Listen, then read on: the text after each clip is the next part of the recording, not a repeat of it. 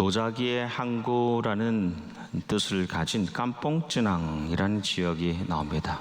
껌뽕쯔낭이라고 하기도 하는데요. 시골 중에서도 시골입니다. 10년 전 단기 선교팀 청장년 한 20여 명을 인솔해서 그곳에 처음 선교지를 방문했었는데요. 지역 인근에서 그나마 괜찮다는 숙소, 하루에 3명이 4불만 내면 잘 수 있는 그 숙소에 도착해서 방을 배정받았습니다. 근데 제가 미리 올 줄 알고 이미 친구들이 거기 와 있었습니다. 도마뱀들과 사마귀들 친구들이 문을 열자마자 저를 기다리고 있었습니다. 방이 너무 더워서 씻으려고 물을 틀고 한참 머리에 비누칠을 했는데 갑자기 물이 안 나와서 변기에 앉아서 기다리다가 결국 포기하고 수건으로 잘 닦고 나왔는데 물이 그때부터 나오죠. 방에 가만히 앉아 있는데 가만히 앉아 있으니까 이 불이 자동으로 꺼집니다. 무슨 일이지 하고 일어나니까 불이 또 켜져요. 그래서 아무래도 이 전기가 중요하니까 전기를 아끼려고 센서를 달아놨나 보다. 그래서 움직이면 이제 불이 켜지고 안 움직이면 불이 꺼지나 보다 생각을 했는데 그냥 전기가 나가고 싶을 때 나가고 들어오고 싶을 때 들어오는 겁니다. 아마 제 방만 그러지는 않았을 것 같은데 그래도 목사라고 좋은 방을 주신다고 한 게 혼자 쓰는 방이 그랬는데 누구도 거기에 대해서 불평하고 이야기하는 사람이 없었던 기억이 납니다. 그것보다 이제 하게 될 이 사역에 대한 마음이 더 컸던 것 같습니다.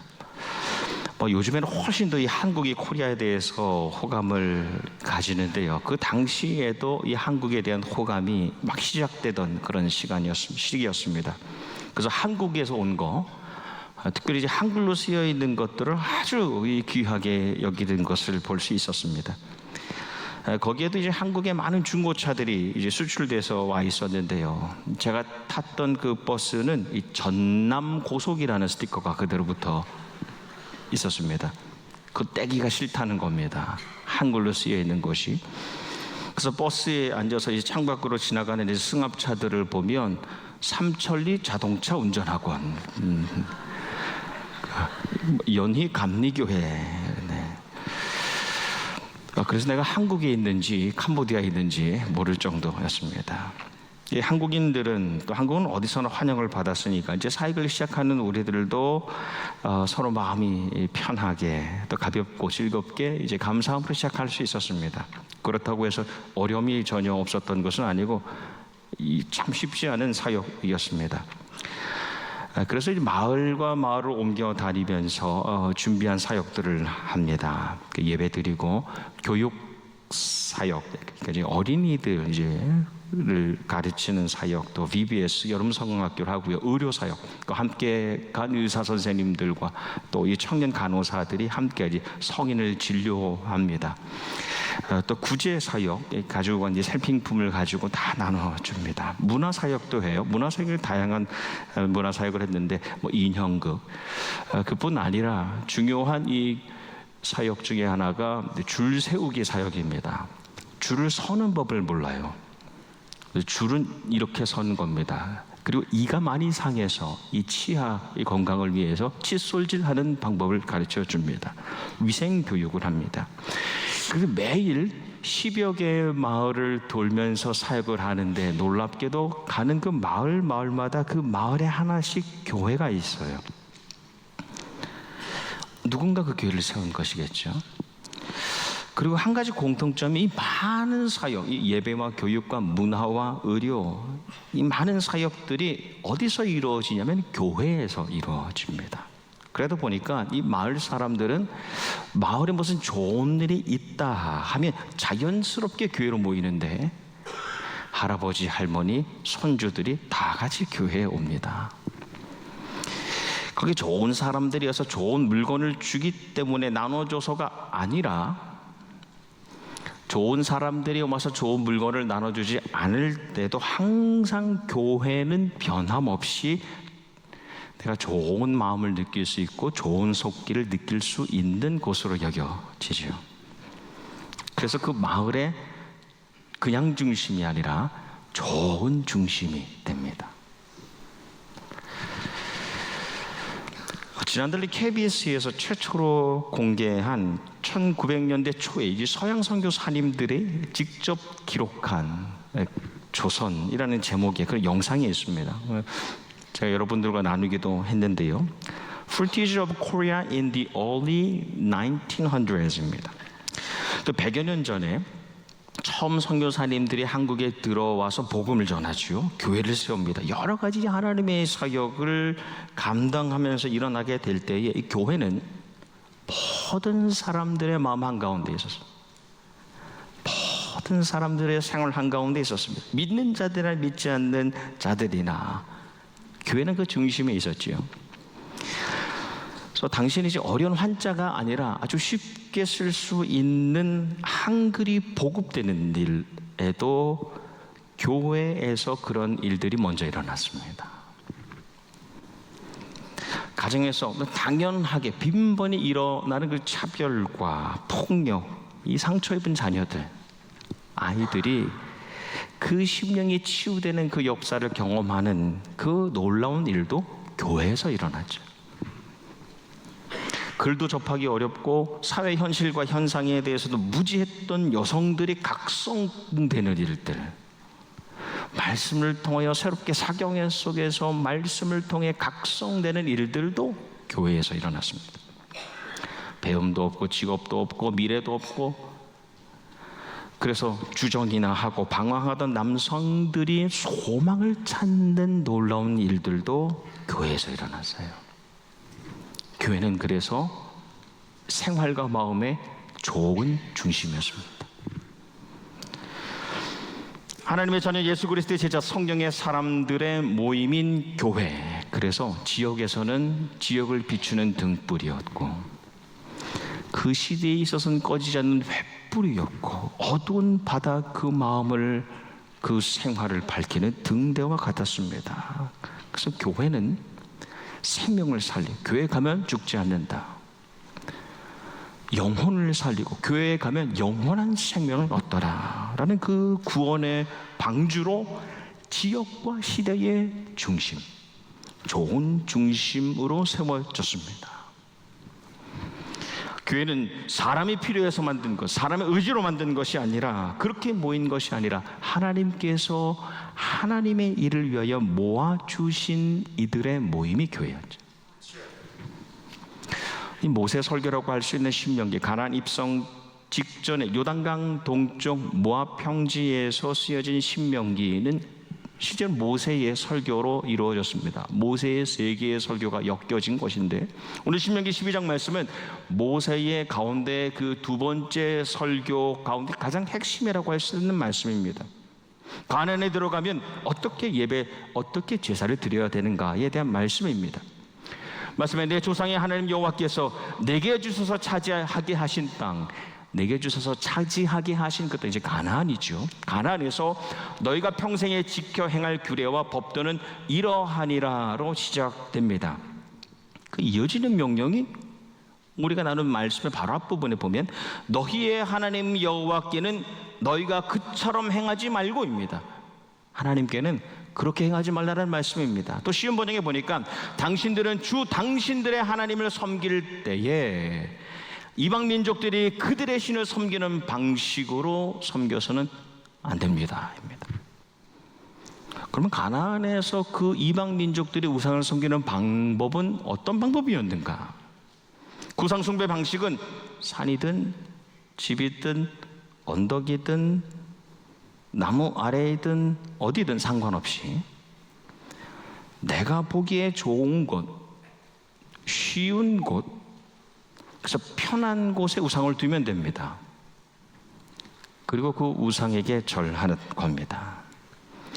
우상 숭배는 마치 섬김을 받는 섬기는 그 신, 우상에게 중심이 있는 것처럼 보이지만 사실 우상 숭배는 우상신이 잘 되는 것이 목적이 아니라 그래서 섬기는 내가 잘 되는 것이 목적이기 때문에 모든 우상 숭배는 사람 중심입니다.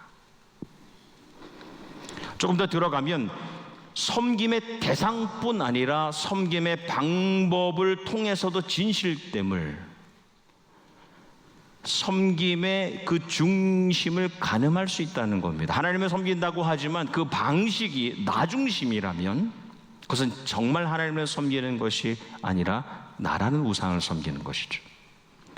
가나안 땅에 들어가면 그런 방식으로 섬기지 말라고 명령하시는 겁니다. 그래서 하나님께서는 백성들이 가나안에 들어가자마자 거기에 제약된 숭배의 방법과 모형을 즉시로 없애기를, 철저히 없애기를 원하셨습니다. 그리고 첫 번째로 말씀하시는 것이 오직 너희의 하나님 여호와께서 자기 이름을 두시려고 너희 모든 지파 중에서 택하신 곳, 그 계신 곳으로 찾아 나아가서입니다. 거기 가서 제사를 예배를 드리라는 겁니다. 그러니까 하나님께서 백성들에게 명령하시는 두 가지가 그곳을, 이방 민족들이 우상을 섬기는 그 모형과 방식을 깨트리고 난 다음에 여기로 나아오라, 하나님께서 택하시고 정하신 곳으로 나아오라는 것입니다. 인간 중심의 모임, 곳곳에서 모이는 인간 중심의 모임을 파하고 하나님 중심의 섬김, 하나님을 섬기는 중심된 모임으로 새롭게 나아오라는 말씀입니다. 그것이 첫 번째 명령입니다. 나아오라. 두 번째 말씀은 나아가서 거기 곧 너희 하나님 여호와 앞에서 먹고, 이 말씀이 참 아름답지 않습니까? 모여서 하나님 앞에서 먹으라는 겁니다. 여러분, 특별히 한인교회는 먹는 데 많이 집중, 그죠? 먹지 않고 가면 왠지 모인 것 같지 않은.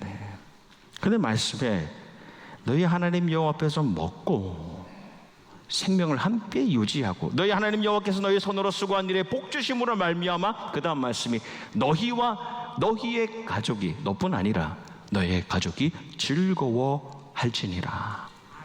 그러니까 그림을 그려보면 온 가족이 모여서 하나님의 택하여 정하신 곳에서 예배드리고, 그리고 온 가족이 먹고 쉬고 기뻐하고 즐거워하며 행복해하라는 말씀입니다. 하나님께서 그 백성들이, 택하신 백성들의 온 가족이 세상에서 세상으로 인하여 행복하지 않고, 물론 그런 행복이 없는 것은 아니겠습니다만 그것보다도 우선되게 하나님 앞에서, 하나님 안에서 즐거워하기를 원하셨다는 겁니다. 우리 교회가 그렇게 되기를 소망하는 것이죠. 이것이 신명기로부터, 이 신명기 12장으로부터 시작되는 아주 핵심되는 구약을 관통하는 사상입니다. 이것을 중앙 성소 사상이라고 합니다. 하나님께서 가나안 땅 세상 곳곳에 흩어져 살아가는 그 백성들을 만나기를 원하셔서 친히 택하시고 정하시고 세우신 거룩한 장소, 우리는 이것을 두 글자로 성소라고 하죠. 거룩한 장소. 성소는 코데시라고 하는데 그 말 자체가 거룩입니다. 거룩하다입니다. 하나님의 말씀이 들려주고 서로의 관계가 회복되는 그 성소를 여호와의 집이라고 합니다. 하나님의 집, 거기에 함께 모이기를 원하시는 겁니다. 이것이 중앙 성소 사상입니다. 이 성소는 시대에 따라서 그 모습이 달라졌습니다. 천막 형태로 가지고 있을 때는 그 성소를 우리는 성막이라고 불렀습니다. 장막의 텐트 형태로 있을 때는 그것을 성막이라 했고, 또 시간이 지나서 온전한 건물의 형태를 가지게 되었을 때 그것을 우리는 성전이라고 했습니다. 형태를 달라도 중요한 것은 주님께서 친히 택하시고 정하시고 세우신 자리라는 겁니다. 성소입니다. 각 시대 그 백성들이, 각 시대를 살아가는 그 백성들이 성소를 어떻게 생각했는가, 그 성소를 어떻게 대했는가, 성소를 어떻게 생각하고 대했는가, 여겼는가가 하나님을 향한 마음, 그리고 그 안에서 서로를 향한 마음을 보여줍니다. 성소를 향한 마음을 통하여서 하나님을 향한 마음과 서로를 향한 마음을 엿보게 될 수 있다는 겁니다. 가나안에 들어간 백성들은 처음엔 성막을 찾았습니다. 근데 편리한 가나안 우상 숭배의 방식을 차용합니다. 그걸 그대로 빌려서 따라갑니다. 그래서 주변에 산에다가 집에다가 언덕에다가 나무 아래에다가 우상을 놓고 함께 섬깁니다. 근데 다윗 시대에 하나님의 말씀 법궤가 예루살렘으로 회귀합니다. 그리고 진정한 예배가 갱신됩니다. 그리고 성막이 회복됩니다. 솔로몬 시대에는 새롭게 성전이 건축되고 봉헌되면서 이 중앙성소 사상 원칙이 다시 고수되는 겁니다. 하지만 나라가 둘로 갈라지죠. 북이스라엘과 남유다로 분열되면서 이 백성들의 가족들이 다시 자기 편한 대로 남쪽에는 베들, 북쪽에는 단에다가 산당을 세우고 거기서 섬깁니다. 방식이 틀려지니까 대상도 바뀌게 되는데 이제는 성소라고 할 수 있는 곳에 산당마다 금송아지를 채워넣는 겁니다. 방식이 자기 중심이 되니까 대상도 자기가 됩니다. 예배도 그렇죠. 내 편한 방식대로 드리다 보면 예배의 대상이 하나님이 아니라 내가 됩니다. 이것을 개혁하려는 왕들이 있었습니다. 분열 왕국 이후에도 요시아와 같은 왕들은 이것을 개혁하기 위하여 다시 성소로 모여 유월절을 지켜가자. 근데 예루살렘 성전은 그로도 회복되기도 하고 파괴되기도 하고 회복되기도 하고 파괴되기도 하고 포르기의 시대를 지나고 말라기의 시대를 지납니다. 그리고 예수님께서 이 땅에 오시는 겁니다. 요한복음 2장 말씀을 보면 예수님께서 성전에 들어가시죠. 그리고 장사꾼과 환전상들 그리고 그 배후에 있는 유대 지도자들, 그들의 더럽혀진 인간 중심, 인간의 사욕과 편의 중심으로 운영되는 그 성전을 엎으십니다. 그래서 인간 중심으로 드려지는 모든 것들을 하나님 중심으로 그 중심을 이동시키시죠. 만민이 와서 기도하는 너희의 집 만민의 집도 아니라 아버지 하나님의 집이다. 제자들이 그 예수님의 그 모습을 보면서 떠올리는 말씀이 시편 69편 말씀입니다. 다윗의 예언시입니다. 주의 집을 위하여 열성이, 주의 집을 위하는 내 열성이 나를 삼키고 주를 비방하는 비방이 내게 미쳤나이다. 이 다윗의 시예요. 다른 번역에 보면 주님의 집에 쏟는 내 열정이 내 안에서 불처럼 타고 있습니다. 다윗이 그런 왕이었어요. 하나님의 집에 대한 나의 열정이 안에서 계속 불타오르는 사람입니다. 제자들은 예수님의 모습 가운데 그 다윗의 고백을 발견합니다. 다윗과 예수 그리스도, 하나님께서 택하여 정하신 그 자리에서 만민, 이 백성들의 온 가족이 머물기를 사모하였습니다. 그것이 다윗과 예수님의 공통점이에요. 몇 장 넘기면 요한복음 4장 말씀에 이번에 예수님께서 사마리아 성 수가 마을 그 시골의 우물가의 여인을 만나시죠. 그 여인은 자기중심적인, 자기 가족과 조상들이 선택하여 드린 사마리아 산에서 예배 드리는 것을 주장합니다. 여인 역시도 자기 관습과 자기 의견에 매여 있습니다. 그러다 보니 하나님 중심의 예배에 실패하고 있었죠. 하지만 예수님께서는 하나님께 드리는 예배, 하나님이 정말 중심이 되는 예배, 영과 진리, 성령의 역사하심 가운데서 말씀에 기반하여 중심으로 드리는 진정한 예배를 가르쳐 주시지 않습니까? 사마리아 여인이 의미하는 것은 가장 소외된 존재를 상징하는 겁니다. 근데 그런 사람이라 하여도 예배의 중심으로 거룩한 하나님의 장소, 그 성소로 초청되고 있음을 보여주는 겁니다. 야곱의 넷째 아들이 우리가 잘 아는 레위입니다. 레위 하면 그 자손들이 광야 때로부터 이 하나님의 사역, 이 성막을 맡은 지파, 레위 지파이잖아요. 레위에게는 아들이 셋이 있었죠. 게르손, 고핫, 무라리입니다. 그 둘째 아들이 고핫이에요. 근데 고핫의 아들의 아들, 고핫의 손주들 가운데 모세가 있고 또 고핫의 다른 손주들 가운데에 고라가 있습니다. 그럼 모세와 고라는 사촌지간인데, 그럼 고라라는 사람은 증조 할아버지가 레위예요. 대단한 사람이죠. 그런데 반역자가 되지 않습니까? 하나님의 심판을 받습니다. 그리고 고라의 무리라고 하면 어떤 의미냐? 기피 대상자, 피해야 될 사람이라는 겁니다. 근데 이 사건의 결론 말씀을 보니까 고라의 아들들은 죽지 아니하였더라. 다른 번역에 보면 고라의 자손들, 그 가족들은 죽지 않았다. 그들은 여전히 성막을 떠나지 않았고 계속하여 그 성막을 지켰다는 겁니다. 세월이 지나고 시편 84편 고라의 자손의 시. 만군의 여호와여, 주의 장막이 어찌 그리 사랑스러운지요. 주의 집에 사는 자들은 복이 있나니 그들이 항상 주를 찬송하리이다.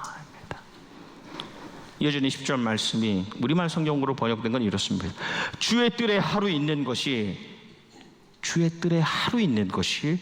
다른 곳에 첫날 있는 것보다 낫습니다. 악인들의 장막에 있느니 문지기로라도 차라리 내 하나님의 집에 있겠습니다. 내 하나님의 집에 있겠습니다.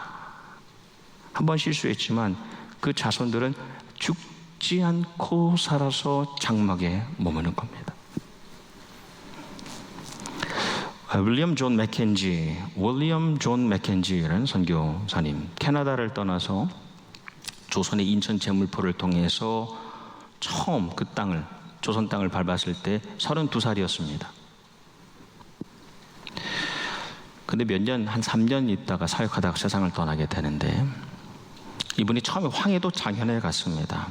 그래서 교회 사역을 시작합니다. 교회를 중심으로 의료 활동이 시작됩니다. 교회를 중심으로 주간 학교를 시작합니다. 교회에서 자녀들을 가르치는 겁니다. 교회에서 몸이 불편한 이들을 치유하기 시작합니다. 그러면서 곧바로 26명의 세례교인이 생깁니다. 우리 26명 별거 아닌 것 같지만 대단한 숫자입니다. 30명 가까이 모이게 되었는데, 그전에는 1893년에 세워진 이 소래교회는 초가집이었어요. 근데 교인들이 늘어나니까 이 소래교회 또는 솔래교회라고 하기도 하고 장년교회라고 하기도 합니다. 초가집을 기와집 예배당으로 건축을 합니다. 이 선교사님이 본인이 같이 건축을 하는 거예요. 그래서 8개월 동안 이걸 짓는데 머물면서 이 기록에 보면 한 번도 영어를 말한 적이 없고, 캐나다 출신인데 한 단어도 영어를 말한 적이 없습니다. 왜냐? 한국어를 배우고 한국어를 통하여 전도하는 것이 그들에게 영향이 있다고 얘기한 거죠. 그리고 8개월 동안 단 한 사람의 백인도 만나지 않았다는 겁니다. 전도의 대상자인 한국인만을 만나길 원했던 겁니다. 그렇게 교회를 완성하고 세상을 떠나기 직전에 편지를 썼습니다. 그의 편지에 교회는 기와 지붕을 얹었다. 석가래와 기둥은 보통 이상의 놀라운 솜씨로 잘 다듬어져 있다. 완전한 아름다움을 다 갖추었다. 마귀가 수세기 동안 존경받았던 숲속 마을에 새로운 변화가 생겼다. 이들은 미국인들보다도 카나다인들보다도 훨씬 더 훌륭히 해냈다. 그래서 한국인이 최초로 손수 지은 교회가 소래교회, 장년교회가 됩니다. 언더우드 선교사님의 아내였던 호렌 릴리아스는 이렇게 고백했습니다. 하나님은 이 교회를 축복하사 신실하고 진지한 교인들이 차고 넘치게 가득 채워주셨다 합니다.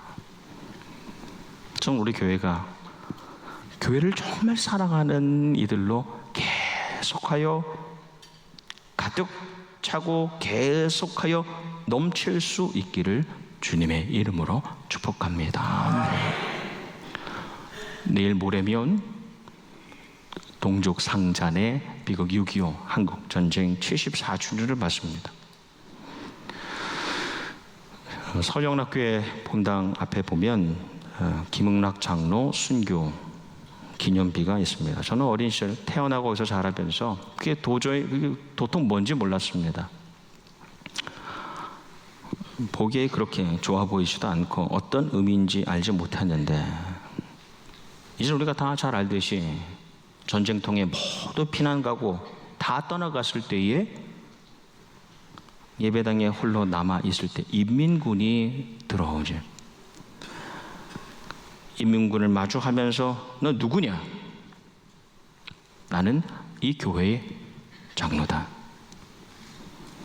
그리고 본인이 죽게 될 것을 알고 잠시 기도 시간을 가진 후에 그 총탄에 순교하십니다.